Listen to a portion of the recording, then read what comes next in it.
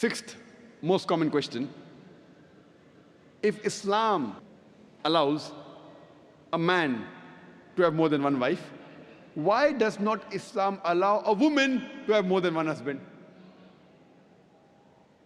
As far as marrying women is concerned, the categories of women a man can marry is clearly specified in Surah Nisa, chapter 4, verse number 22 to 24.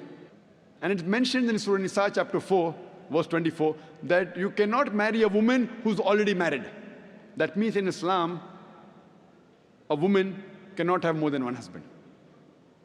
Before I give you the real reason, imagine there's already a scarcity of women finding husband.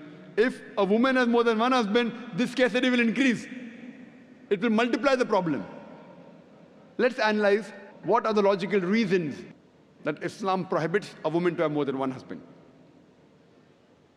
When a man has more than one wife, and if any child is born out of that wedlock, you can easily identify who is the father as well as who is the mother.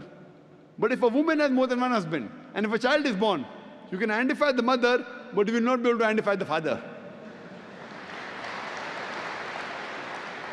And if you go to admit that child in school, and if they ask you what is the name of the father, you may have to give two names.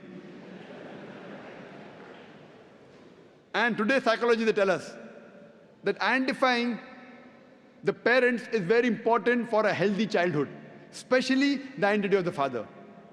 If you cannot identify the parents, the child has a lot of mental trauma. Today, after science has advanced, I'm aware that there is DNA testing and genetic testing where you can identify who is the father and who is the mother, though it's not very accurate. But even if I agree that maybe after a few years it becomes accurate, yet it has happened recently. All these years it wasn't there.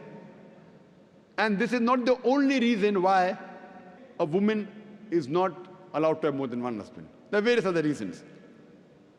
For example, today science tells us that a man is more polygamous in nature as compared to a woman.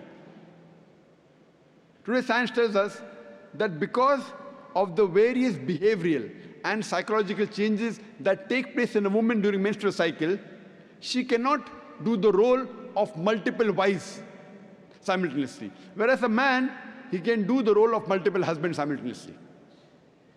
Furthermore, if a woman has more than one husband or more than one sexual partner, and if all of them are loyal to each other, yet there are high chances that venereal diseases and sexual transmitted disease will emerge, and it can be retransmitted back to the man.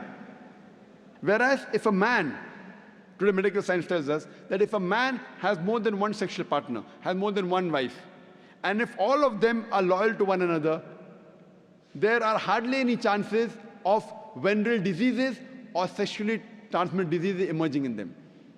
So scientifically also, and medically, it's no problem for a man to have more than one wife, but it's problematic for a woman to have more than one husband.